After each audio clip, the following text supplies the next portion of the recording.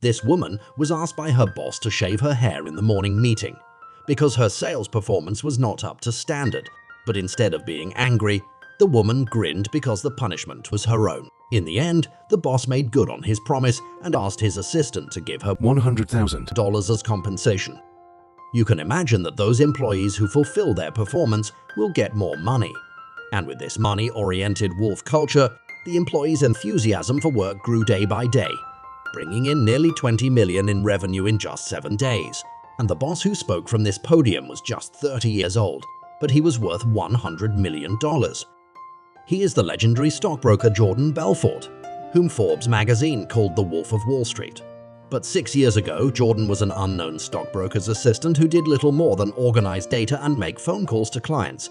Luckily, his boss was a sharing man and spent his lunch hour teaching Jordan the secrets of Wall Street. After listening to his boss's words, Jordan found them very beneficial.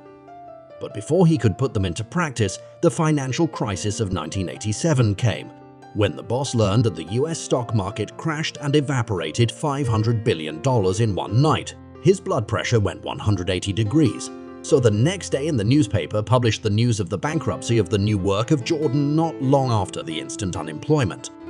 In order to support his family, Jordan was forced to apply for a job in a company specializing in selling junk stocks. But when he opened the glass door, he was shocked by the chaos of the office environment in front of him. "Hey you my mama, this food market, this is A." And when he learned from the boss that the commission for these junk stocks was as high as 50, he immediately changed his attitude of dislike. "If I'm so good at sales, I'm going to make a lot of money, so I chose to join the company on the spot."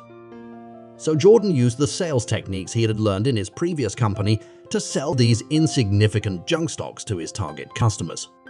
Seeing Jordan's big lips have been pooling, never-stopped colleagues have followed his ass on the spot to learn Jordan's kind of salesmanship that cannot be refused by the customer. In just 10 minutes, he closed a $7,000 stock deal. 2 months later, Jordan bought a $200,000 sports car on his salary.